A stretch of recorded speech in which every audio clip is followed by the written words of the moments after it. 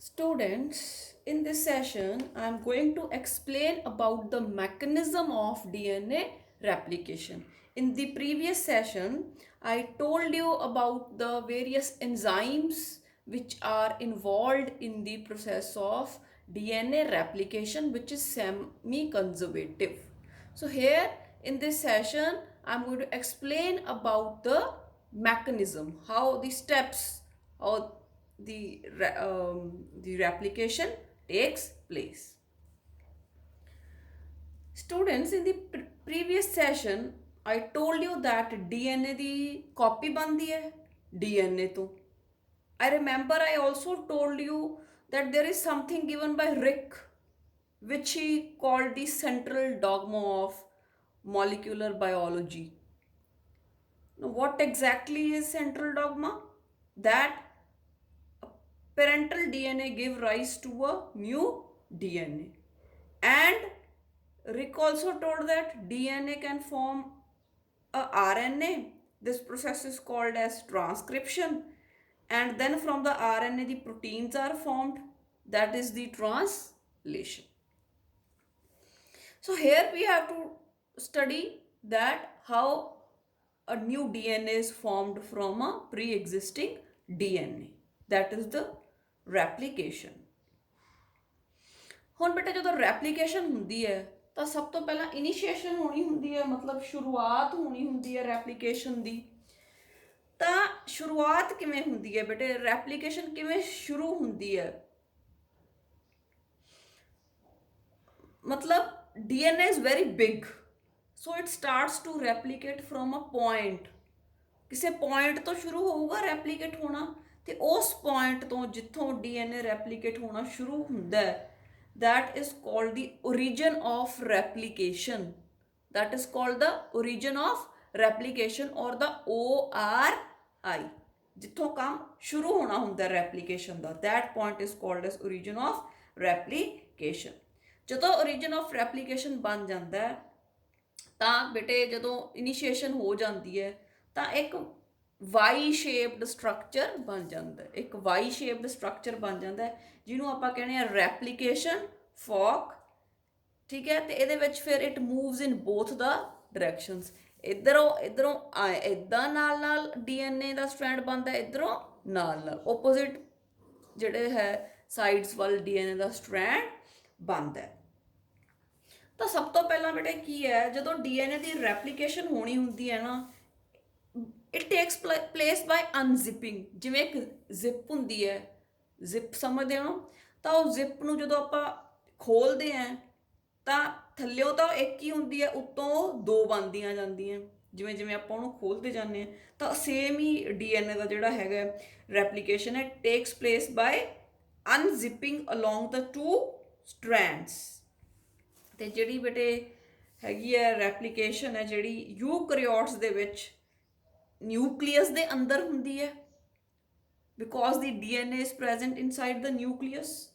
ਤੇ ਪ੍ਰੋਕੈਰੀਓਟਸ ਦੇ ਵਿੱਚ ਬੇਟੇ ਸਾਈਟੋਪਲਾਜ਼ਮ ਦੇ ਵਿੱਚ ਹੀ ਹੁੰਦੀ ਹੈ, ਕਿਉਂਕਿ they don't have a well defined nucleus.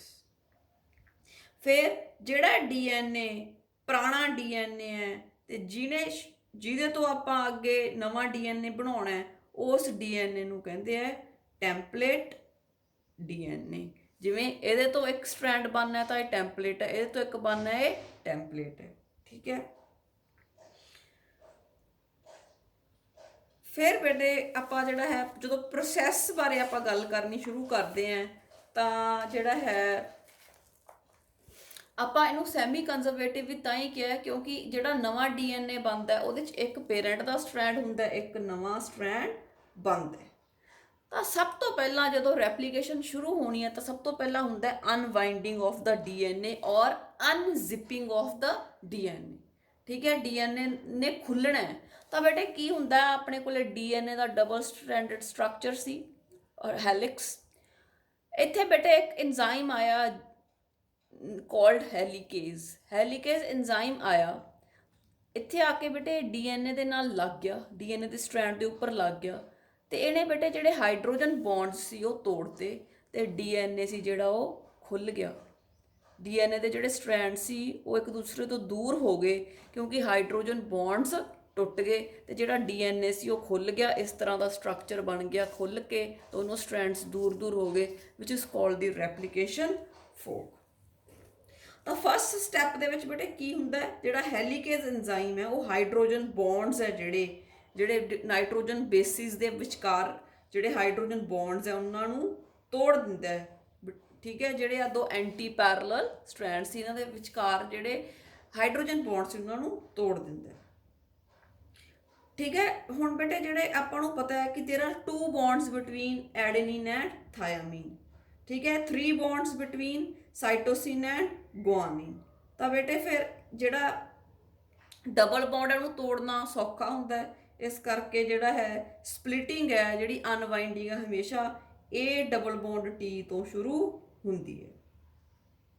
ਤੇ ਜਿੱਥੋਂ ਇਹ ਸ਼ੁਰੂ ਹੁੰਦੀ ਹੈ, ਜਿੱਥੇ A ਡਬਲ ਬੌਂਡ T ਹੈ ਤੇ ਜਿੱਥੋਂ ਇਹ ਅਨਵਾਈਂਡਿੰਗ ਸ਼ੁਰੂ ਹੋਣੀ ਹੈ, that is called the origin of replication, ORI, and as a result a replication fork is formed। ਫਿਰ ਬੇਟੇ ਆਪਾਂ ਨੂੰ ਪਤਾ ਹੈ ਕਿ ਜਿਹੜੇ ਦੋ ਸਟ੍ਰੈਂਡਸ ਹੁੰਦੇ ਆ ਇਹ ਬਹੁਤ ਸਟਿੱਕੀ ਹੁੰਦੇ ਆ, ਜਿਹੜੇ ਹੈਗੇ ਆ ਹਾਈਡਰੋਜਨ ਬੌਂਡਸ ਹੈ ਸਟਿੱਕੀ ਹੁੰਦੇ ਆ। ਤਾਂ ਇਹਨਾਂ ਨੂੰ ਬੇਟੇ ਕਿ ਦੁਬਾਰਾ ਜਿਹੜੇ ਡੀਐਨਏ ਸਟ੍ਰੈਂਡ ਹੈ ਆਪਾਂ ਅਲੱਗ-ਅਲੱਗ ਕਰ ਲਏ, ਠੀਕ ਹੈ, ਇਹ ਦੁਬਾਰਾ ਇੱਕ ਦੂਜੇ ਦੇ ਨਾਲ ਜੁੜ ਨਾ ਸਕਣ, ਇਹਦੇ ਲਈ ਇੱਕ ਇੰਜ਼ਾਈਮ ਹੈ ਵਿਚ is called the single strand binding protein, ਇਹ ਉਹਨਾਂ ਨੂੰ ਜੁੜਨ ਨਹੀਂ ਦਿੰਦੇ। ਫਿਰ ਬੇਟੇ ਆਪਾਂ ਨੂੰ ਪਤਾ ਹੈ ਜਿਵੇਂ ਆਪਾਂ ਹੁਣ ਜਿਵੇਂ ਆਪਾਂ ਰੱਸੀ ਨੂੰ ਖੋਲਦੇ ਹਾਂ ਤਾਂ ਇੱਕ ਪਾਸੇ ਤੋਂ ਉਹਦੀ ਸੁਪਰ ਕੁਆਇਲਿੰਗ ਹੋ ਸਕਦੀ, ਉਸ ਤਰ੍ਹਾਂ ਹੀ ਡੀਐਨਏ ਹੈ। ਤਾਂ ਸੁਪਰ ਕੁਆਇਲਿੰਗ ਨਾ ਹੋਵੇ, ਠੀਕ ਹੈ, ਤਾਂ ਉਹਦੇ ਲਈ ਇੰਜ਼ਾਈਮ ਹੈ ਟੋਪੋਆਈਸੋਮਰੇਜ਼। ਤੇ ਇਹਨਾਂ ਤਿੰਨਾਂ ਇੰਜ਼ਾਈਮਸ ਦੀ ਹੈਲਪ ਨਾਲ helicase, single strand binding protein and topoisomerase, ਇਹਨਾਂ ਦੀ ਹੈਲਪ ਨਾਲ ਜਿਹੜਾ ਹੈ ਡੀਐਨਏ ਹੈਲਿਕਸ ਹੈ ਬੇਟੇ ਉਹ ਖੁੱਲ ਜਾਂਦਾ ਹੈ and it forms a Y shaped structure। ਆ ਤੁਸੀਂ ਦੇਖ ਸਕਦੇ ਹੋ Y shaped structure ਹੈ, ਠੀਕ ਹੈ, which is called the replication fork। ਬੇਟੇ ਆ ਤੁਸੀਂ ਦੇਖ ਸਕਦੇ ਹੋ, ਠੀਕ ਹੈ, ਮੈਂ ਜਿਹੜੇ ਡਾਇਗਰਾਮਸ ਹੈ ਦਿਖਾਏ ਹੈ ਤਾਂ ਕਿ ਤੁਹਾਨੂੰ ਚੰਗੀ ਤਰ੍ਹਾਂ ਹੋਰ ਜਿਹੜਾ ਸਮਝ ਆ ਸਕੇ। ਆਪਣੇ ਕੋਲ ਇੱਕ ਕੋਇਲਡ ਡੀਐਨਏ ਡਬਲ ਹੈਲਿਕਸ ਸੀ, ਠੀਕ ਹੈ, ਤਾਂ ਇੱਥੇ ਮੈਂ ਦਿਖਾਇਆ ਕਿ ਇਹ ਜਿਹੜਾ ਸੀਗਾ ਇੰਨਾ ਕੁ ਹੀ ਖੁੱਲਿਆ, ਬਾਕੀ ਸਾਰਾ ਹਜੇ ਕੋਇਲਡ ਪਿਆ। ਆ ਹੈਲੀਕੇਜ਼ ਇੰਜ਼ਾਈਮ ਹੈ ਜਿਹੜਾ ਗ੍ਰੀਨ ਕਲਰ 'ਚ ਦਿਖਾਇਆ ਹੈ, ਤੇ ਇਹਨੇ ਉੱਪਰ ਨੂੰ ਕੰਮ ਕਰਨਾ ਹੈ, ਇਹਦੀ ਕੰਮ ਕਰਨ ਦੀ ਡਾਇਰੈਕਸ਼ਨ ਹੈ ਜਿਹੜੀ ਉਹ ਮੈਂ ਉੱਪਰ ਨੂੰ ਐਰੋ ਲਾ ਕੇ ਦਿਖਾਈ ਹੈ, ਤੇ ਉੱਪਰ ਨੂੰ ਜਿਹੜਾ ਡੀਐਨਏ ਉਹਦੀ ਅਨਵਾਈਂਡਿੰਗ ਹੁੰਦੀ ਜਾਊਗੀ। ਇੱਥੇ ਆਪਾਂ ਦੇਖਿਆ ਵੀ ਡੀਐਨਏ ਇੰਨਾ ਕੁ ਖੁੱਲਿਆ ਸੀ, ਇੱਥੇ ਆਪਾਂ ਦੇਖਿਆ ਵੀ ਇੱਥੋਂ ਤੱਕ ਖੁੱਲ ਗਿਆ, ਠੀਕ ਹੈ। ਫਿਰ ਆਪਾਂ ਦੇਖਦੇ ਹਾਂ ਇੱਥੇ ਇੱਥੋਂ ਤੱਕ ਖੁੱਲ ਗਿਆ ਤੇ ਇੱਥੇ ਪੂਰਾ ਆਲਮੋਸਟ ਕਿੰਨਾ ਸਾਰਾ ਖੁੱਲ ਗਿਆ। So this is the direction of unwinding, ਕਿ ਇੱਦਾਂ ਜਿਹੜਾ ਹੈਲੀਕੇਜ਼ ਹੈ ਉੱਪਰ ਨੂੰ ਜਾਂਦਾ ਜਾਊਗਾ ਤੇ ਡੀਐਨਏ ਦੀ ਅਨਕੋਇਲਿੰਗ ਜਾਂ ਅਨਵਾਈਂਡਿੰਗ ਹੁੰਦੀ ਜਾਊਗੀ, ਠੀਕ ਹੈ। ਇਸ ਤਰ੍ਹਾਂ ਨਾਲ ਆ ਪੂਰਾ ਅਨਕੋਇਲ ਹੋ ਗਿਆ ਤੇ ਪ੍ਰੋਪਰ ਰੈਪਲੀਕੇਸ਼ਨ ਫੋਰਕ ਹੈ ਜਿਹੜਾ ਉਹ ਦਿਖਾਈ ਦੇ ਰਿਹਾ। ਉਸ ਤੋਂ ਬਾਅਦ ਬੇਟੇ I told you about an enzyme DNA polymerase. ਮੈਂ ਦੱਸਿਆ ਸੀ ਕਿ ਇਹ ਬਹੁਤ ਨਖਰੇ ਵਾਲੀ ਐਂਜ਼ਾਈਮ ਹੈ, ਠੀਕ ਹੈ, ਇਹ ਪ੍ਰੋਸੈਸ ਨੂੰ ਸ਼ੁਰੂ ਨਹੀਂ ਕਰਦੀ, ਠੀਕ ਹੈ, it cannot initiate the process. ਤਾਂ ਪ੍ਰੋਸੈਸ ਸ਼ੁਰੂ ਕਰਨ ਲਈ ਇਹ ਆਰਐਨਏ ਪੋਲੀਮਰੇਜ਼ ਐਂਜ਼ਾਈਮ ਨੂੰ ਬੁਲਾਉਂਦੀ ਹੈ, ਇੱਕ ਹੋਰ ਐਂਜ਼ਾਈਮ ਦੀ ਹੈਲਪ ਲੈਂਦੀ ਹੈ ਜਿਹਦਾ ਨਾਮ ਹੈ ਆਰਐਨਏ ਪੋਲੀਮਰੇਜ਼। ਆਰਐਨਏ ਪੋਲੀਮਰੇਜ਼ ਨੂੰ ਆਪਾਂ ਬੇਟੇ ਪ੍ਰਾਈਮੇਜ਼ ਵੀ ਕਹਿ ਸਕਦੇ ਹਾਂ। ਫਿਰ ਡੀਐਨਏ ਪੋਲੀਮਰੇਜ਼ ਦੇ ਹੋਰ ਵੀ ਬਹੁਤ ਸਾਰੇ ਜਿਹੜੇ ਹੈ ਨਖਰੇ, ਇੱਕ ਤਾਂ ਹੈ ਕਿ ਇਟ ਕੈਨੋਟ ਇਨੀਸ਼ੀਏਟ, ਦੂਸਰਾ this cannot read from 3 to 5 prime end। ਦੇਖੋ ਆ ਡੀਐਨਏ ਸੀ, ਸਪੋਜ਼ ਆਪਣੇ ਕੋਲ ਆ 3' ਐਂਡ ਹੈ, ਠੀਕ ਹੈ, ਤੇ ਇਹਦੇ ਉੱਪਰ ਕਿਹੜਾ ਹੋਊਗਾ, ਆਏ ਆਪਾਂ ਜਾਈਏ ਤਾਂ 5'। ਆ 5' ਇੱਧਰ ਜੇ ਆਪਾਂ ਆਏ ਜਾਵਾਂਗੇ ਤਾਂ ਇਹਦੇ ਉੱਪਰ ਕਿਹੜਾ ਹੈ 3', ਆ ਮੈਂ ਦਿਖਾਇਆ, ਠੀਕ ਹੈ। ਹੁਣ ਜਿਹੜਾ ਆਰਐਨਏ ਜਿਹੜਾ ਡੀਐਨਏ ਪੋਲੀਮਰੇਜ਼ ਹੈ ਬੇਟੇ, ਅਗਰ ਕੋਈ ਡੀਐਨਏ 5 ਤੋਂ 3 ਡਾਇਰੈਕਸ਼ਨ ਦੇ ਵਿੱਚ ਪਿਆ ਤੇ ਇਹਦੇ ਉੱਤੇ ਕਿਹੜੇ ਬੇਸ ਪੇਅਰ ਲੱਗੇ, ATCG ਕਿਹੜੇ ਲੱਗੇ ਹੈ, ਤਾਂ ਡੀਐਨਏ ਪੋਲੀਮਰੇਜ਼ ਉਹਨਾਂ ਨੂੰ ਰੀਡ ਨਹੀਂ ਕਰ ਸਕਦਾ, ਡੀਐਨਏ ਪੋਲੀਮਰੇਜ਼ ਨੂੰ ਨਹੀਂ ਸਮਝ ਆਉਂਦੀ, ਠੀਕ ਹੈ। ਅਗਰ ਡੀਐਨਏ ਦਾ strand 5 prime to 3 prime direction ਦੇ ਵਿੱਚ ਹੈ ਤਾਂ ਇਹ ਉਹਨੂੰ ਨਹੀਂ ਰੀਡ ਕਰ ਸਕਦਾ, ਨਹੀਂ ਪੜ੍ਹ ਸਕਦਾ ਡੀਐਨਏ ਪੋਲੀਮਰੇਜ਼, ਤੇ ਉਹਦੇ ਤੇ ਇਹ ਕੁਝ ਵੀ ਨਹੀਂ ਕਰ ਸਕਦਾ। बट अगर डीएनए का जोड़ा स्ट्रैंड है 3:5 डायरैक्शन च है, 3' टू 5' डायरैक्शन च है, फिर बेटे उन्होंने रीड कर सकता है, इनू पता लग जाता है भी किस तरह के बेस पेयर्स लगे है, किस तरह के नाइट्रोजीनस बेसिस लगे है। फिर ये उन्होंने रीड करके ते ਉਹਦੇ ਆਪੋਜ਼ਿਟ ਜਿਹੜਾ ਬਣਨਾ ਹੁੰਦਾ ਹੈ ਡੀਐਨਏ ਦਾ ਸਟ੍ਰੈਂਡ ਨਵਾਂ ਉਹ ਬਣਾ ਸਕਦਾ ਹੈ। ਮੀਨਸ 3 to 5 ਪ੍ਰਾਈਮ ਡਾਇਰੈਕਸ਼ਨ ਚ ਤਾਂ ਇਹ ਰੀਡ ਕਰ ਸਕਦਾ ਹੈ ਤੇ ਬਣੂਗਾ ਤਾਂ ਉਦੋਂ ਫਿਰ ਆਪੋਜ਼ਿਟ ਹੀ ਬਣਨਾ ਹੁੰਦਾ ਨਾ। ਆਪਾਂ ਐਂਟੀ ਪੈਰਲਲ ਕਿਹਾ, ਦੋਨੋਂ ਸਟ੍ਰੈਂਡਸ ਹੈ ਜਿਹੜੇ ਡੀਐਨਏ ਦੇ ਐਂਟੀ ਪੈਰਲਲ ਹੁੰਦੇ ਆ, ਦੇ ਹੈਵ ਆਪੋਜ਼ਿਟ ਪੋਲੈਰਿਟੀ, ਤਾਂ ਬਣੂਗਾ ਕਿਹੜਾ 5 to 3 ਪ੍ਰਾਈਮ। ਤਾਂ 3 to 5 ਵਾਲਾ ਰੀਡ ਕਰ ਸਕਦਾ ਹੈ ਤੇ ਉਹਦੇ ਆਪੋਜ਼ਿਟ 5 to 3 ਵਾਲਾ ਬਣਾ ਸਕਦਾ ਹੈ, ਪਰ 5 to 3 ਵਾਲਾ ਇਹ ਰੀਡ ਨਹੀਂ ਕਰਦਾ। ਇਹ ਕਹਿੰਦਾ I can read from 3 to 5 prime and from 5 to 3 prime strand. ਠੀਕ ਹੈ, ਪਰ ਕਹਿੰਦਾ ਜੇ ਮੇਰੇ ਤੋਂ 5 ਤੋਂ 3 ਤੱਕ ਬਣਾਉਣਾ ਤਾਂ ਉਹ ਨਹੀਂ ਮੈਂ ਬਣਾ ਸਕਦਾ। ਫਿਰ ਇਹਦਾ ਤੀਜਾ ਜਿਹੜਾ ਇਹਦੀ ਪ੍ਰੋਬਲਮ ਕੀ ਹੈ, ਪਹਿਲੀ ਪ੍ਰੋਬਲਮ ਪ੍ਰੋਸੈਸ ਨੂੰ ਸ਼ੁਰੂ ਨਹੀਂ ਕਰ ਸਕਦਾ ਹੈ ਨਾ, ਤਾਂ ਦੂਜੀ ਪ੍ਰੋਬਲਮ ਕਿ ਸਿਰਫ 3 to 5 ਡਾਇਰੈਕਸ਼ਨ 'ਚ ਰੀਡ ਕਰ ਸਕਦੇ। ਫਿਰ ਬੇਟੇ ਜਿਹੜੀ ਪਹਿਲੀ ਪ੍ਰੋਬਲਮ ਹੈ ਉਹਨੂੰ ਸੋਲਵ ਕਰਨਾ ਹੈ ਹੁਣ, ਕਿ ਆਪਦੇ ਆਪ ਤਾਂ ਪ੍ਰੋਸੈਸ ਨੂੰ ਸ਼ੁਰੂ ਨਹੀਂ ਕਰ ਸਕਦਾ, ਤਾਂ ਇਹ ਕਹਿੰਦਾ I will take the help of A RNA primer. ਠੀਕ ਹੈ, ਜਿਹੜਾ RNA ਪੋਲੀਮਰੇਜ਼ ਐਂਜ਼ਾਈਮ ਹੁੰਦਾ ਬੇਟੇ, ਇਹ ਇੱਕ ਛੋਟਾ ਜਿਹਾ RNA ਦਾ ਸਟ੍ਰੈਂਡ ਜਿਹਦੇ ਤੇ 12 ਨਿਊਕਲੀਓਟਾਈਡਸ ਹੁੰਦੇ ਆ, 12 ATC GATC ਐ 12 ਲੱਗੇ ਹੁੰਦੇ ਆ। ਠੀਕ ਹੈ, ਉਹ ਛੋਟਾ ਜਿਹਾ ਜਿਹਦੇ ਤੇ 12 ਬੇਸਿਸ ਲੱਗੇ ਹੁੰਦੇ ਆ, ਛੋਟਾ ਜਿਹਾ RNA, ਉਹਨੂੰ ਕਹਿੰਦੇ ਆ ਪ੍ਰਾਈਮਰ, RNA ਪ੍ਰਾਈਮਰ। ਜਿਹੜਾ RNA ਪੋਲੀਮਰੇਜ਼ ਐਂਜ਼ਾਈਮ ਹੈ, ਜਾਂ ਆਪਾਂ ਉਹਨੂੰ ਪ੍ਰਾਈਮੇਜ਼ ਵੀ ਕਹਿੰਦੇ ਆ, ਉਹ ਇੱਕ ਛੋਟਾ ਜਿਹਾ ਜਿਹੜਾ ਸਟ੍ਰੈਂਡ ਹੈ RNA ਦਾ 12 ਨਿਊਕਲੀਓਟਾਈਡਸ ਦਾ ਬਣਾ ਲੈਂਦਾ, ਜਿਹਨੂੰ ਕਹਿੰਦੇ ਆ ਪ੍ਰਾਈਮਰ। ਤਾਂ ਬੇਟੇ ਫਿਰ ਇਹਨੂੰ ਪ੍ਰਾਈਮਰ ਦੀ ਲੋੜ ਪੈਂਦੀ ਹੈ ਜੇ ਇਹਦੇ ਤੋਂ ਆਪਾਂ ਜਿਹੜਾ ਹੈ ਡੀਐਨਏ ਦਾ ਸਟ੍ਰੈਂਡ ਬਣਾਉਣਾ ਹੋਵੇ। ਤਾਂ ਬੇਟੇ ਆਈ ਸਪੋਜ਼ ਕਿ ਤੁਹਾਨੂੰ ਜਿਹੜੀ ਅਨਕੋਇਲਿੰਗ ਸੀ ਉਹ ਸਾਰੀ ਕਲੀਅਰ ਹੋ ਗਈ। ਮੈਂ ਫਿਰ ਦੱਸ ਦਿੰਦੀ ਹਾਂ, ਦਿਸ ਇਜ਼ ਦ ਡੀਐਨਏ ਤੇ only a small portion of DNA is open over here. ਠੀਕ ਹੈ, then comes the helicase enzyme, ਜਿਹੜਾ ਮੈਂ ਗ੍ਰੀਨ ਕਲਰ ਨਾਲ ਸ਼ੋ ਕਰਿਆ। ਠੀਕ ਹੈ, the helicase enzyme will keep on moving upward and the uncoiling of the DNA will take place slowly. ਜਿਹੜਾ enzyme ਹੈ this has shifted to this point, means ਜਿਹੜਾ ਹੈ ਪੂਰੀ ਅਨਕੋਇਲਿੰਗ ਹੋ ਗਈ ਐਂਡ ਆਪਾਂ ਨੂੰ ਆ ਡਾਇਰੈਕਸ਼ਨ ਪਤਾ ਲੱਗ ਗਈ ਕਿ ਕਿੱਦਾਂ ਅਨਕੋਇਲਿੰਗ ਹੋ ਰਹੀ ਹੈ। ਫਿਰ ਅਨਕੋਇਲਿੰਗ ਤਾਂ ਹੈਲੀਕੇਜ਼ ਨੇ ਕਰਤੀ, ਟੋਪੋ ਆਈਸੋਮਰੇਜ਼ ਨੇ ਸੁਪਰ ਕੋਇਲਿੰਗ ਨੂੰ ਬਚਾਤਾ। ਠੀਕ ਹੈ, ਉਸ ਤੋਂ ਬਾਅਦ ਹੁਣ ਆਪਾਂ ਨਵਾਂ ਸਟ੍ਰੈਂਡ ਬਣਾਉਣਾ। ਨਵਾਂ ਸਟ੍ਰੈਂਡ ਬਣਾਉਣ ਲਈ ਆਪਾਂ ਨੂੰ ਚਾਹੀਦਾ ਡੀਐਨਏ ਪੋਲੀਮਰੇਜ਼। ਡੀਐਨਏ ਪੋਲੀਮਰੇਜ਼ ਕਹਿੰਦਾ ਮੈਂ ਸ਼ੁਰੂ ਨਹੀਂ ਕਰ ਸਕਦਾ, RNA ਜਿਹੜਾ ਪ੍ਰਾਈਮਰ ਹੈ ਉਹਨੂੰ ਲੈ ਕੇ ਆਓ। ਫਿਰ RNA ਪੋਲੀਮਰੇਜ਼ ਐਂਜ਼ਾਈਮ ਹੁੰਦਾ, ਉਹ RNA ਪ੍ਰਾਈਮਰ ਬਣਾ ਦਿੰਦਾ। ਫਿਰ ਡੀਐਨਏ ਕਹਿੰਦਾ ਕਿ ਮੈਂ 3 to 5 ਡਾਇਰੈਕਸ਼ਨ 'ਚ ਰੀਡ ਕਰ ਸਕਦਾ ਤੇ ਇਹਨੂੰ ਰੀਡ ਕਰਕੇ ਮੈਂ 5 to 3 ਦੇ ਵਿੱਚ ਹੀ ਬਣਾ ਸਕਦਾ। ਠੀਕ ਹੈ, ਹੁਣ ਆ ਮੈਂ ਤੁਹਾਨੂੰ ਡਾਇਰੈਕਸ਼ਨ ਇੱਕ ਵਾਰੀ ਫਿਰ ਦੱਸ ਦਿੰਦੀ ਹਾਂ। ਇੱਧਰ 3 ਸੀ, 3' ਸੀ, ਤਾਂ ਮਤਲਬ ਉੱਪਰ ਕਿਹੜਾ ਹੈ 5'। ਜੇ ਇੱਧਰ 5' ਹੈ ਤਾਂ ਉੱਪਰ ਕਿਹੜਾ ਹੈ 3'। ਮਤਲਬ ਜਿਹੜੀ ਆਹ ਡਾਇਰੈਕਸ਼ਨ ਹੈ 3 to 5, ਇਹਨੂੰ ਤਾਂ ਡੀਐਨਏ ਪੋਲੀਮਰੇਜ਼ ਰੀਡ ਕਰ ਸਕਦਾ ਹੈ। ਠੀਕ ਹੈ, ਤੇ ਜਿਹੜੀ ਆਹ ਵਾਲੀ ਹੈ ਇਹਨੂੰ ਰੀਡ ਨਹੀਂ ਕਰ ਸਕਦਾ। ਤੇ ਫਿਰ ਜਿਹੜਾ ਹੈ ਇੱਕ ਵਾਰੀ ਇਹ ਸ਼ੁਰੂ ਨਹੀਂ ਕਰਦਾ, ਸ਼ੁਰੂ ਕਰਨ ਲਈ ਇਹ RNA ਜਿਹੜਾ ਪ੍ਰਾਈਮੇਜ਼ ਹੈ ਉਹਨੂੰ ਬੁਲਾਉਂਦਾ। ਨਾ ਸਪੋਜ਼ ਬੇਟੇ ਡੀਐਨਏ ਪੋਲੀਮਰੇਜ਼ ਆਇਆ ਤੇ ਉਹ ਆ ਕੇ ਇਸ ਸਟ੍ਰੈਂਡ ਨਾਲ ਲੱਗ ਗਿਆ, ਜਿਹੜਾ ਸਟ੍ਰੈਂਡ 5:3 ਡਾਇਰੈਕਸ਼ਨ ਦੇ ਵਿੱਚ ਸੀ। ਆਪਾਂ ਨੂੰ ਪਤਾ ਹੈ 5:3 ਵਾਲੇ ਨੂੰ ਇਹ ਰੀਡ ਨਹੀਂ ਕਰ ਸਕਦਾ। ਆ ਪਿੰਕ ਕਲਰ ਦਾ ਮੈਂ ਦਿਖਾਇਆ ਡੀਐਨਏ ਪੋਲੀਮਰੇਜ਼ ਆਇਆ, ਪਰ ਇਹ ਰੀਡ ਹੀ ਨਹੀਂ ਕਰ ਸਕਦਾ 5 to 3। ਠੀਕ ਹੈ, ਤਾਂ ਆਪਾਂ we will put a cross.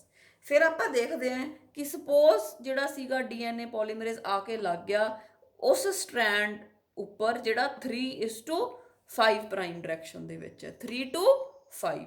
ਹੁਣ ਇਹ ਇੱਥੇ ਆ ਕੇ ਲੱਗ ਗਿਆ, ਪਰ ਹੁਣ ਇਹ ਕਹਿੰਦਾ ਕਿ ਪਹਿਲਾਂ RNA ਜਿਹੜਾ ਹੈ ਪ੍ਰਾਈਮਰ ਚਾਹੀਦਾ ਤਾਂ ਮੈਂ ਬਲੂ ਕਲਰ ਦਾ ਦਿਖਾਇਆ ਆਰਐਨਏ ਪ੍ਰਾਈਮਰ। 12 ਨਿਊਕਲੀਓਟਾਈਡਸ ਦਾ ਹੁੰਦਾ ਹੈ, 12 ਬੇਸਿਸ ਦਾ ਬਣਿਆ। ਇੱਥੇ ਆ ਕੇ ਇਹ ਲੱਗ ਗਿਆ। ਉਸ ਤੋਂ ਬਾਅਦ ਜਦੋਂ ਪ੍ਰਾਈਮਰ ਲੱਗ ਜਾਂਦਾ ਆ ਕੇ ਆਰਐਨਏ ਪ੍ਰਾਈਮਰ, ਫਿਰ ਜਿਹੜਾ ਡੀਐਨਏ ਹੁੰਦਾ, ਡੀਐਨਏ ਪੋਲੀਮਰੇਜ਼ ਇਹ ਆਪਦਾ ਕੰਮ ਸ਼ੁਰੂ ਕਰ ਦਿੰਦਾ ਤੇ ਡੀਐਨਏ ਦਾ ਨਵਾਂ ਸਟ੍ਰੈਂਡ ਬਣਨਾ ਸ਼ੁਰੂ ਹੋ ਜਾਂਦਾ। ਜਿਹੜਾ ਪੇਰੈਂਟ ਸਟ੍ਰੈਂਡ ਸੀ ਉਹ ਬੇਟੇ 3 to 5 ਡਾਇਰੈਕਸ਼ਨ ਦੇ ਵਿੱਚ ਸੀ, ਤੇ ਜਿਹੜਾ ਸਟ੍ਰੈਂਡ ਬਣੂਗਾ ਉਹ ਜਿਹੜਾ ਇਸ ਤਰ੍ਹਾਂ ਜਿਹੜਾ ਸਟ੍ਰੈਂਡ ਹੈ ਉਹ ਬਣਦਾ ਜਾਊਗਾ ਇਨ 5:3 ਡਾਇਰੈਕਸ਼ਨ, 5 to 3 ਵੱਲ ਬਣਾ ਦੂਗਾ। 3 to 5 ਸਟ੍ਰੈਂਡ ਸੀ ਤੇ ਡੀਐਨਏ ਬਣੂਗਾ ਜਿਹੜਾ ਉਹ 5 to 3, ਕਿਉਂਕਿ ਇਹ ਦੋਨੋਂ ਸਟ੍ਰੈਂਡਸ ਐਂਟੀ ਪੈਰਲਲ ਹੁੰਦੇ ਆ। ਇੱਕ ਦਾ 3 ਇੱਧਰ ਹੈ ਤੇ ਦੂਸਰੇ ਦਾ 3 ਇੱਧਰ ਹੋਊਗਾ। ਇਹਦਾ 5 ਇੱਧਰ ਸੀ ਤੇ ਇਹਦਾ 5 ਇੱਧਰ ਹੈ।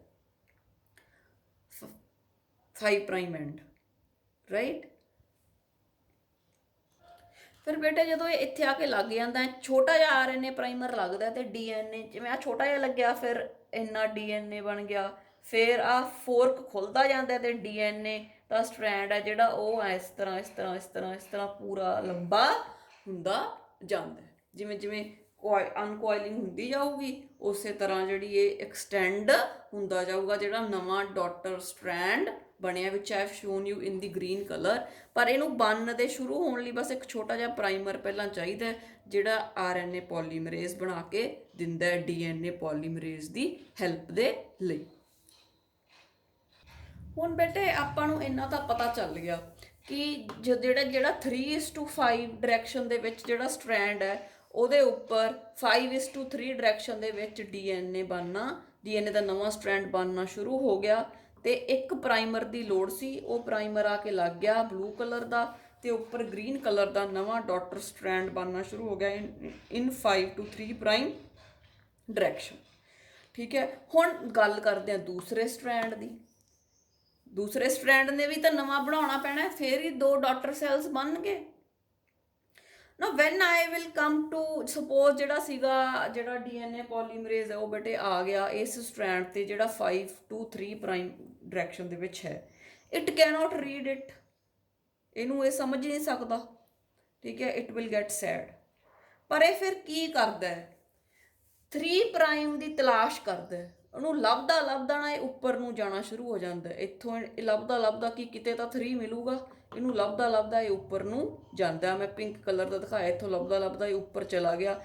ਉੱਥੇ ਜਾ ਕੇ ਸਟਾਪ ਕਰ ਗਿਆ ਜਿੱਥੇ ਇਹਨੂੰ 3 ਪ੍ਰਾਈਮ ਐਂਡ ਮਿਲ ਗਿਆ, ਪਹੁੰਚ ਗਿਆ ਇਹ 3 ਕੋਲੇ। ਠੀਕ ਹੈ, ਜਦੋਂ ਇਹ 3 ਕੋਲੇ ਪਹੁੰਚ ਜਾਂਦਾ ਹੈ ਉੱਥੇ ਇਹ ਫਿਰ ਆਰਐਨਏ ਪ੍ਰਾਈਮਰ ਨੂੰ ਬੁਲਾਉਂਦਾ ਹੈ। ਠੀਕ ਹੈ, ਤੇ ਉਹ ਆਰਐਨਏ ਪ੍ਰਾਈਮਰ ਛੋਟਾ ਜਿਹਾ ਮੈਂ ਬਲੂ ਕਲਰ ਨਾਲ ਦਿਖਾਇਆ ਉਹ ਲੱਗ ਜਾਂਦਾ ਤੇ ਨੀਚੇ ਵੱਲ ਨੂੰ ਜਿਹੜਾ ਹੈ ਨਵਾਂ ਸਟ੍ਰੈਂਡ ਡੀਐਨਏ ਦਾ ਬਣਾਉਣਾ ਸ਼ੁਰੂ ਕਰ ਦਿੰਦਾ। ਠੀਕ ਹੈ, ਜਿਹੜਾ ਪੇਰੈਂਟ ਸਟ੍ਰੈਂਡ ਸੀ ਇਹ 5:3 ਡਾਇਰੈਕਸ਼ਨ 'ਚ ਸੀ ਤੇ ਜਿਹੜਾ ਹੁਣ ਸਟ੍ਰੈਂਡ ਬਣੂਗਾ ਇਹ ਬਣੂਗਾ ਉੱਪਰ 5 ਤੇ ਨੀਚੇ 3। ਇਹਦਾ 5 ਥੱਲੇ ਨੂੰ ਹੈ, ਇਹਦਾ 3 ਥੱਲੇ ਨੂੰ ਆਊਗਾ। ਇਹਦਾ 3 ਸੀ ਉੱਪਰ ਨੂੰ, ਇਹਦਾ 5 ਉੱਪਰ ਨੂੰ ਹੈ। ਠੀਕ ਹੈ, ਤਾਂ ਐਂਟੀ ਪੈਰਲਲ ਸਟ੍ਰੈਂਡਸ ਹੈ ਜਿਹੜੇ ਉਹ ਬਣ ਗਏ, ਆਪੋਜ਼ਿਟ ਹੈ ਜਿਹੜੇ ਉਹ ਬਣਨੇ ਸ਼ੁਰੂ ਹੋਣਗੇ।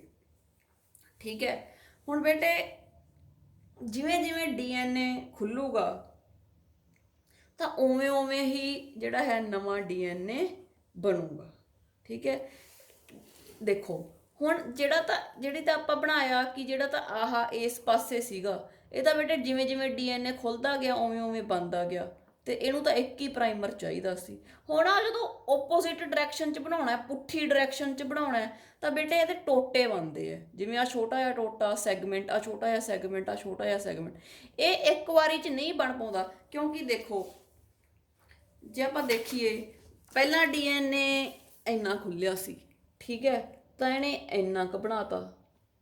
ਠੀਕ ਹੈ, ਫਿਰ ਡੀਐਨਏ ਹੋਰ ਖੁੱਲ ਗਿਆ ਤਾਂ ਜਿਹੜਾ ਪਹਿਲਾਂ ਬਣਾਇਆ ਸੀ ਉਹ ਤਾਂ ਆ ਪਿਆ, ਫਿਰ ਇੱਥੇ ਹੋਰ ਬਣਾ ਲੂਗਾ। ਫਿਰ ਡੀਐਨਏ ਹੋਰ ਖੁੱਲ ਗਿਆ, ਜਿਹੜੇ ਪਹਿਲਾਂ 2 ਬਣਾਏ ਸੀ ਉਹ ਤਾਂ ਇੱਥੇ ਜੇ ਸੀ, ਫਿਰ ਇਹ ਇੱਥੋਂ ਇੱਕ ਹੋਰ ਬਣਾਊਗਾ। ਠੀਕ ਹੈ, ਇੱਧਰੋਂ ਜਿਹੜਾ ਬਣਾਊਗਾ ਉਹ ਕੰਟੀਨਿਊਅਸ ਆਏ, ਉਹ ਤਾਂ ਬਣਦਾ ਜਾਊ। ਪਰ ਇਹ ਥੋੜਾ ਥੋੜਾ ਡੀਐਨਏ ਅਨਕੋਇਲ ਹੁੰਦਾ ਤਾਂ ਛੋਟੇ ਛੋਟੇ ਸੈਗਮੈਂਟਸ ਇੱਧਰਲੇ ਪਾਸੇ ਬਣ ਗਏ। ਠੀਕ ਹੈ, ਤਾਂ ਬੇਟੇ ਜਦੋਂ ਜਿਹੜਾ ਹੈ ਜਿਹੜੇ ਛੋਟੇ ਛੋਟੇ ਸੈਗਮੈਂਟਸ ਬਣਦੇ ਹੈ, ਠੀਕ ਹੈ, ਜਿਹੜਾ DNA 5:3 ਪ੍ਰਾਈਮ ਡਾਇਰੈਕਸ਼ਨ ਦੇ ਵਿੱਚ ਹੈ, ਤਾਂ ਇਹ ਸੈਗਮੈਂਟਸ ਬੇਟੇ ਸੀਗੇ, ਇਹਨਾਂ ਨੂੰ ਕਹਿੰਦੇ ਆ ਓਕਾਜ਼ਾਕੀ ਫਰੈਗਮੈਂਟਸ। ਓਕਾਜ਼ਾਕੀ ਸੈਗਮੈਂਟਸ, ਜਿਹੜੇ ਫਰੈਗਮੈਂਟਸ ਬਣੇ ਆ, ਜਿਹੜੇ ਟੋਟੇ ਬਣੇ ਆ, ਇਹਨਾਂ ਨੂੰ ਓਕਾਜ਼ਾਕੀ ਕਿਉਂ ਕਹਿੰਦੇ ਆ? ਬਿਕੋਜ਼ ਦੇ ਵਰ ਡਿਸਕਵਰਡ ਬਾਈ ਦੀ ਸਾਇੰਟਿਸਟ ਨੇਮਡ ਓਕਾਜ਼ਾਕੀ। ਤਾਂ ਆਪਾਂ ਕੀ ਦੇਖਿਆ ਕਿ ਜਿਹੜਾ ਤਾਂ 3 to 5 ਡਾਇਰੈਕਸ਼ਨ ਦੇ ਵਿੱਚ DNA ਦਾ ਸਟ੍ਰੈਂਡ ਸੀ, ਉਹਨੇ ਤਾਂ ਨਵਾਂ ਡਾਟਰ ਸਟ੍ਰੈਂਡ ਬਣਾਤਾ, ਇੱਕ ਪ੍ਰਾਈਮਰ ਯੂਜ਼ ਕੀਤਾ, ਤੇ ਉਹ ਸਟ੍ਰੈਂਡ ਸੀ ਜਿਹੜਾ ਕੰਟੀਨਿਊਅਸ ਸੀ, ਸਿੱਧਾ ਹੀ ਬਣਦਾ ਗਿਆ, ਕੋਈ ਵੀ ਟੋਟਾ ਨਹੀਂ ਬਣਿਆ, ਕੋਈ ਵੀ ਫਰੈਗਮੈਂਟ ਨਹੀਂ ਬਣਿਆ। ਫਿਰ ਆਪਾਂ ਦੇਖਿਆ ਜਿਹੜਾ ਸਟ੍ਰੈਂਡ 5 ਤੋਂ 3 ਡਾਇਰੈਕਸ਼ਨ ਵੱਲ ਸੀ, ਉਹ ਉਲਟਾ ਹੋ ਗਿਆ, ਪੁੱਠਾ ਹੋ ਗਿਆ, ਪੁੱਠੇ ਪਾਸੇ ਨੂੰ ਹੋ ਗਿਆ, ਇਸ ਕਰਕੇ ਉਹਦੇ ਤੇ ਸਿੱਧਾ ਇੱਕ DNA ਦਾ ਸਟ੍ਰੈਂਡ ਨਹੀਂ ਬਣ ਸਕਦਾ, ਉਹਦੇ ਤੇ ਪੀਸਿਸ ਬਣਦੇ ਆ, ਛੋਟੇ ਛੋਟੇ ਟੋਟੇ ਬਣਦੇ ਆ, ਛੋਟੇ ਛੋਟੇ ਸੈਗਮੈਂਟਸ ਬਣਦੇ ਆ। ਜਦੋਂ ਹਰ ਸੈਗਮੈਂਟ ਬਣਨਾ ਹੁੰਦਾ, ਨਵਾਂ ਸੈਗਮੈਂਟ ਬਣਨਾ ਹੁੰਦਾ, ਉਦੋਂ ਨਵਾਂ RNA ਪ੍ਰਾਈਮਰ ਚਾਹੀਦਾ ਹੁੰਦਾ, ਠੀਕ ਹੈ। ਆਹ ਦੇਖੋ, ਇੱਥੇ ਪ੍ਰਾਈਮਰ ਲੱਗਿਆ ਸੀ, ਫਿਰ DNA ਹੋਰ ਅਨਕੋਇਲ ਹੋ ਗਿਆ, ਇੱਥੇ ਫਿਰ ਪ੍ਰਾਈਮਰ ਲਾ ਲੈਣੇ, ਫਿਰ ਪ੍ਰਾਈਮਰ। ਜਦੋਂ ਹੀ DNA ਬਣਨਾ ਸ਼ੁਰੂ ਹੋਣਾ ਤਾਂ ਪ੍ਰਾਈਮਰ ਤਾਂ ਚਾਹੀਦਾ ਹੀ ਹੈ। ਤਾਂ ਜਿੰਨੇ ਸੈਗਮੈਂਟਸ ਬਣਨਗੇ ਓਨੇ ਪ੍ਰਾਈਮਰਸ ਦੀ ਯੂਜ਼ ਹੋਊਗੀ। ਤਾਂ ਜਿਹੜਾ ਸਟ੍ਰੈਂਡ ਬੇਟੇ ਜਿਹਦੇ ਤੇ ਸੈਗਮੈਂਟਸ ਬਣਦੇ ਆ, ਓਕਾਜ਼ਾਕੀ ਸੈਗਮੈਂਟਸ, ਠੀਕ ਹੈ, ਤਾਂ ਆਪਾਂ ਕਹਿਣੇ ਆ ਉਹਨੂੰ ਬਹੁਤ ਸਾਰੇ ਪ੍ਰਾਈਮਰਸ ਚਾਹੀਦੇ ਹੁੰਦੇ ਆ। ਜਿਹਦੇ ਤੇ ਸਿੱਧੀ ਡਾਇਰੈਕਸ਼ਨ ਦੇ ਵਿੱਚ ਹੀ DNA ਬਣਦਾ, ਤਾਂ ਉਹਨੂੰ ਸਿਰਫ ਇੱਕੋ ਪ੍ਰਾਈਮਰ ਹੀ ਚਾਹੀਦਾ ਹੁੰਦਾ। ਜਿਹੜੀ ਆਹ ਰੈਪਲੀਕੇਸ਼ਨ ਹੋਈ ਵੀ ਸਿੱਧਾ ਬਣ ਗਿਆ, ਕੋਈ ਵੀ ਟੋਟੇ ਨਹੀਂ ਬਣੇ, ਇਹਨੂੰ ਕਹਿੰਦੇ ਆ ਕੰਟੀਨਿਊਅਸ ਰੈਪਲੀਕੇਸ਼ਨ। ਤੇ ਜਿਹੜਾ ਇੱਧਰ ਬਣਿਆ ਵੀ ਛੋਟੇ ਛੋਟੇ ਟੋਟੇ ਬਣ ਗਏ, ਇਹਨੂੰ ਕਹਿੰਦੇ ਆ ਡਿਸਕੰਟੀਨਿਊਅਸ ਰੈਪਲੀਕੇਸ਼ਨ। ਹੁਣ ਬੇਟੇ ਜੇ ਮੰਨ ਲਓ ਆ ਪੇਰੈਂਟ ਸਟ੍ਰੈਂਡ ਸੀ ਆ ਰੈੱਡ ਵਾਲੇ, ਜੇ ਤਾਂ ਹੁਣ DNA ਪੂਰੇ ਦਾ ਪੂਰਾ ਇੱਕ ਵਾਰੀ 'ਚ ਹੀ ਖੁੱਲ ਜੇ, ਤਾਂ ਇਹ ਐ ਨੂੰ ਬਣ ਜੇ ਤੇ ਇਹ ਐ ਨੂੰ ਬਣ ਜੇ, ਪਰ ਐਂ ਹੁੰਦਾ ਨਹੀਂ, DNA ਹੌਲੀ ਹੌਲੀ ਖੁੱਲਦਾ, ਠੀਕ ਹੈ। ਜਦੋਂ ਜਿਹੜਾ ਤਾਂ ਸਿੱਧੀ ਡਾਇਰੈਕਸ਼ਨ 'ਚ ਹੈ ਤਾਂ ਸਿੱਧਾ ਬਣ ਜੂ, ਪਰ ਜਿਹੜਾ ਓਪੋਜ਼ਿਟ ਡਾਇਰੈਕਸ਼ਨ 'ਚ ਉਹਦੇ ਬੇਟੇ ਫਿਰ ਛੋਟੇ ਛੋਟੇ ਪੀਸਿਸ ਬਣਦੇ ਆ, ਤੇ ਹਰ ਪੀਸ ਦੇ ਨਾਲ ਜਿਹੜਾ ਸੀਗਾ ਪ੍ਰਾਈਮਰ ਲੱਗਣਾ ਜ਼ਰੂਰੀ ਹੁੰਦਾ। ਤਾਂ ਜਿਹੜੀ ਤਾਂ ਸਿੱਧੀ ਹੋ ਜੇ ਬੇਟੇ, ਉਹਨੂੰ ਤਾਂ ਕਹਿੰਦੇ ਆ ਕੰਟੀਨਿਊਅਸ ਰੈਪਲੀਕੇਸ਼ਨ, ਜਿਹਦੇ ਵਿੱਚ ਸੈਗਮੈਂਟਸ ਬਣ, ਉਹਨੂੰ ਕਹਿੰਦੇ ਆ ਡਿਸਕੰਟੀਨਿਊਅਸ ਰੈਪਲੀਕੇਸ਼ਨ। ਤੇ ਜਿਹੜਾ ਸਟ੍ਰੈਂਡ ਬੇਟੇ ਇਕੱਠਾ ਹੀ ਬਣ ਜਾਂਦਾ, ਇੱਕੋ ਹੀ, ਉਹਨੂੰ ਕਹਿੰਦੇ ਆ ਲੀਡਿੰਗ ਸਟ੍ਰੈਂਡ। ਲੀਡਿੰਗ ਮਤਲਬ ਜਿਹੜਾ ਮੂਹਰੇ ਚੱਲਦਾ ਹੈ, that is called the leading strand. ਤੇ ਜਿਹੜੇ ਸੈਗਮੈਂਟਸ ਬਣਦੇ ਆ ਜਿਹੜੇ ਸਟ੍ਰੈਂਡ ਦੇ ਵਿੱਚ, ਉਹਨੂੰ ਕਹਿੰਦੇ ਆ ਲੈਗਿੰਗ ਸਟ੍ਰੈਂਡ। ਲੈਗਿੰਗ ਦਾ ਮਤਲਬ ਪਿੱਛੇ ਰਹਿ ਜਾਣਾ, ਆਪਾਂ ਕਹਿੰਦੇ ਆ ਲੈਗ ਬਿਹਾਈਂਡ, ਠੀਕ ਹੈ, ਤਾਂ ਪਿੱਛੇ ਰਹਿ ਜਾਣਾ, ਤੇ ਸਟ੍ਰੈਂਡ ਪਿੱਛੇ ਰਹਿ ਜਾਂਦਾ ਕਿਉਂਕਿ ਇਹਦੇ ਛੋਟੇ ਛੋਟੇ ਸੈਗਮੈਂਟਸ ਬਣਦੇ ਆ। ਫਿਰ ਬੇਟੇ ਜਿਹੜੇ ਆ ਸੈਗਮੈਂਟਸ ਬਣ ਗਏ, ਇਹਨਾਂ ਦੇ ਵਿਚਕਾਰ ਜਿਹੜੀ ਜਗ੍ਹਾ ਹੈ, ਗੈਪ ਬਣ ਗਏ, ਤਾਂ ਇਹ ਗੈਪ ਨੂੰ ਬੇਟੇ ਐਂਜ਼ਾਈਮ ਹੈ ਲਾਈਗੇਜ਼ ਐਂਜ਼ਾਈਮ, ਮੈਂ ਪਿਛਲੇ ਸੈਸ਼ਨ ਦੇ ਵਿੱਚ ਦੱਸਿਆ ਇਹਦੇ ਬਾਰੇ। ਲਾਈਗੇਜ਼ ਐਂਜ਼ਾਈਮ ਕੀ ਕਰਦਾ, ਗਲੂ ਦਾ ਕੰਮ ਕਰਦਾ, ਤੇ ਜਿਹੜੇ ਆ ਛੋਟੇ ਛੋਟੇ ਗੈਪਸ ਰਹਿ ਗਏ, ਜਿਹੜੇ ਆ ਸੈਗਮੈਂਟਸ ਬਣੇ ਆ, ਇਹਨਾਂ ਨੂੰ ਬੇਟੇ ਜੋੜ ਦਿੰਦਾ, ਤੇ ਫਾਈਨਲੀ ਇੱਧਰ ਵੀ ਇੱਕ ਜਿਹੜਾ DNA ਦਾ ਕੰਟੀਨਿਊਅਸ ਸਟ੍ਰੈਂਡ ਹੈ ਜਿਹੜਾ ਉਹ ਬਣ ਜਾਂਦਾ, ਰਾਈਟ। ਤਾਂ ਠੀਕ ਹੈ, ਸਭ ਤੋਂ ਪਹਿਲਾਂ ਬੇਟੇ ਅਨਬਾਈਂਡਿੰਗ ਹੋ ਗਈ DNA the with the help of ਹੈਲੀਕੇਜ਼, ਟੋਪੋਆਈਸੋਮਰੇਜ਼ ਨੇ ਸੁਪਰ ਕੋਇਲਿੰਗ ਰੋਕਤੀ। ਫਿਰ ਬੇਟੇ RNA ਪ੍ਰਾਈਮੇਸ ਲੱਗ ਜਾਂਦਾ ਆ ਕੇ, ਠੀਕ ਹੈ, ਮਤਲਬ RNA ਪ੍ਰਾਈਮੇਸ ਜਿਹੜਾ ਉਹ RNA ਪ੍ਰਾਈਮਰ ਬਣਾ ਦਿੰਦਾ। RNA ਪ੍ਰਾਈਮਰ ਕੀ ਹੈ? A small segment of RNA which has about 10 to 12 nucleotides, ਠੀਕ ਹੈ। ਜਦੋਂ ਪ੍ਰਾਈਮਰ ਲੱਗੂਗਾ ਕਿ ਫਿਰ ਰੈਪਲੀਕੇਸ਼ਨ ਹੈ ਜਿਹੜੀ ਸ਼ੁਰੂ ਹੁੰਦੀ ਹੈ। New strands of DNA are formed, ਠੀਕ ਹੈ। ਵਨ ਜਿਹੜਾ ਹੈ ਲੀਡਿੰਗ ਸਟ੍ਰੈਂਡ ਇਜ਼ ਫਾਰਮਡ, ਜਿਹੜਾ ਕੰਟੀਨਿਊਅਸ ਰੈਪਲੀਕੇਸ਼ਨ ਤੋਂ ਬਣਦਾ ਹੈ, ਐਂਡ ਜਿਹਦੇ ਵਿੱਚ ਸ਼ਾਰਟ ਸੈਗਮੈਂਟਸ ਹੁੰਦੇ ਆ, ਉਹ ਸ਼ਾਰਟ ਸੈਗਮੈਂਟਸ ਨੂੰ ਓਕਾਜ਼ਾਕੀ ਫਰੈਗਮੈਂਟਸ ਕਹਿੰਦੇ ਆ, ਤੇ ਉਸ ਸਟ੍ਰੈਂਡ ਨੂੰ ਜਿਹਦੇ ਵਿੱਚ ਓਕਾਜ਼ਾਕੀ ਫਰੈਗਮੈਂਟਸ ਬਣਦੇ ਆ ਉਹਨੂੰ ਕਹਿੰਦੇ ਆ legging strand, and this replication is called as discontinuous replication। ਫਿਰ ਬੇਟੇ ਕੀ ਹੁੰਦਾ, ਜਦੋਂ ਸੈਗਮੈਂਟ ਬਣ ਜਾਂਦਾ ਹੈ DNA ਦਾ, ਛੋਟਾ ਜਿਹਾ ਸੈਗਮੈਂਟ ਬਣ ਗਿਆ, ਉਦੋਂ ਬਾਅਦ RNA ਪ੍ਰਾਈਮਰ ਨਹੀਂ ਚਾਹੀਦਾ ਹੁੰਦਾ। RNA ਪ੍ਰਾਈਮਰ ਕੀ ਕਰਨਾ ਹੈ, ਨਾ ਹੀ ਇੱਧਰ ਨਾ ਹੀ ਇੱਧਰ। ਉਦੋਂ ਬਾਅਦ ਤਾਂ DNA ਪੋਲੀਮਰੇਜ਼ ਖੁਦ ਹੀ ਸਾਰੀ ਚੀਜ਼ ਸੰਭਾਲ ਲੈਂਦਾ, ਤਾਂ ਫਿਰ ਬੇਟੇ ਆਰਐਨਏ ਪ੍ਰਾਈਮਰ ਹੈ ਜਿਹੜਾ ਉਹਨੂੰ ਰਿਮੂਵ ਕਰ ਦਿੰਦੇ ਹੈ।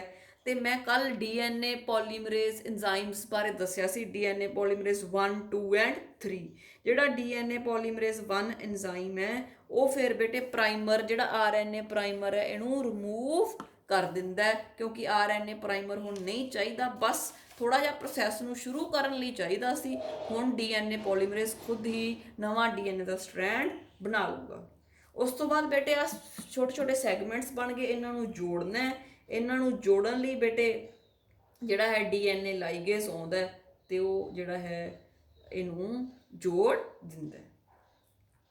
ਫਿਰ ਬੇਟੇ ਇੱਕ ਹੋਰ ਜਿਹੜਾ ਡੀਐਨਏ ਦੀ ਸਪੈਸ਼ਲਿਟੀ ਹੈ, ਜਿਹੜਾ ਡੀਐਨਏ ਨੂੰ ਆਰਐਨਏ ਤੋਂ ਚੰਗਾ ਬਣਾ ਦਿੰਦਾ, that is the proof reading and DNA repair. Suppose ਬੇਟੇ ਜਦੋਂ ਆ ਸਟ੍ਰੈਂਡਸ ਬਣ ਰਹੇ ਸੀ ਤਾਂ ਕੋਈ ਮਿਸਮੈਚ ਹੋ ਗਿਆ, ਮਤਲਬ ਇਸ ਸਟ੍ਰੈਂਡ ਤੇ ਏ ਸੀ ਤੇ ਇੱਧਰ ਲੱਗਣਾ ਤਾਂ ਟੀ ਸੀ, ਪਰ ਗਲਤੀ ਨਾਲ ਜੀ ਲੱਗ ਗਿਆ ਜੀ। ਫਿਰ ਬੇਟੇ ਜੀ ਨੂੰ ਤਾਂ ਰਿਮੂਵ ਕਰਨਾ ਪਊਗਾ ਤੇ ਟੀ ਲੱਗੂ, ਫੇਰ ਹੀ ਸਹੀ ਸਟ੍ਰੈਂਡ ਬਣਿਆ। ਤਾਂ this is the speciality of the DNA. ਜਿਹੜੇ ਮਿਸਮੈਚਡ ਨਿਊਕਲੀਓਟਾਈਡਸ ਹੁੰਦੇ ਆ they are removed and the new correct nucleotides are inserted. The DNA repair system, suppose ਜਾਂ ਡੀਐਨਏ ਦਾ ਸੈਗਮੈਂਟ ਕਿਤੋਂ ਬ੍ਰੇਕ ਹੋ ਗਿਆ ਜਾਂ ਟੁੱਟ ਗਿਆ ਜਾਂ ਕੁਛ ਨਿਊਕਲੀਓਟਾਈਡਸ ਮਿਸਿੰਗ ਹੈ, ਤਾਂ ਉਹ ਬੇਟੇ ਜਿਹੜਾ ਡੀਐਨਏ ਪੋਲੀਮਰੇਜ਼ 1 ਐਂਜ਼ਾਈਮ ਹੈ ਉਹ ਡੀਐਨਏ ਦੀ ਪ੍ਰੂਫ ਰੀਡਿੰਗ ਕਰ ਦਿੰਦਾ, ਦੇਖ ਲੈਂਦਾ ਸਾਰੇ ਸਹੀ ਜੁੜੇ ਹੈ, ਜੇ ਕਿਤੋਂ ਟੁੱਟਿਆ ਤਾਂ ਉੱਥੇ ਰਿਪੇਅਰ ਕਰ ਦਿੰਦਾ। ਠੀਕ ਹੈ, DNA polymerase 1। So this is the process of DNA replication. ਆਪਾਂ ਦੇਖ ਲਿਆ ਆ ਰੈੱਡ ਵਾਲਾ ਪੇਰੈਂਟ ਸੀਗਾ ਡੀਐਨਏ, ਠੀਕ ਹੈ, ਇਹਦੇ ਤੋਂ ਦੋ ਨਵੇਂ ਸਟ੍ਰੈਂਡਸ ਬਣ ਗਏ, ਇਹ ਇੱਥੋਂ ਅਲੱਗ ਹੋ ਜਾਊਗਾ। ਆ ਡਬਲ ਸਟ੍ਰੈਂਡਡ ਹੈਲਿਕਸ ਅਲੱਗ, ਇੱਕ ਡਾਟਰ ਸੈੱਲ ਬਣ ਗਿਆ, ਡਾਟਰ ਸੈੱਲ ਦੇ ਵਿੱਚ ਚਲਾ ਗਿਆ ਆ ਡਬਲ ਸਟ੍ਰੈਂਡਡ ਡੀਐਨਏ ਹੈਲਿਕਸ ਦੂਸਰੇ। ਤਾਂ ਪਹਿਲਾਂ ਇੱਕ ਜਿਹੜਾ ਸੀਗਾ ਇੱਕ ਪੇਰੈਂਟਲ ਸਟ੍ਰੈਂਡ ਸੀ, ਉਹਦੇ ਤੋਂ ਹੁਣ ਦੋ ਨਵੇਂ ਸਟ੍ਰੈਂਡ ਬਣ ਗਏ ਤੇ ਦੋ ਨਵੇਂ ਡਾਟਰ ਸੈਲਸ ਬਣ ਗਏ, which is having a double helix DNA.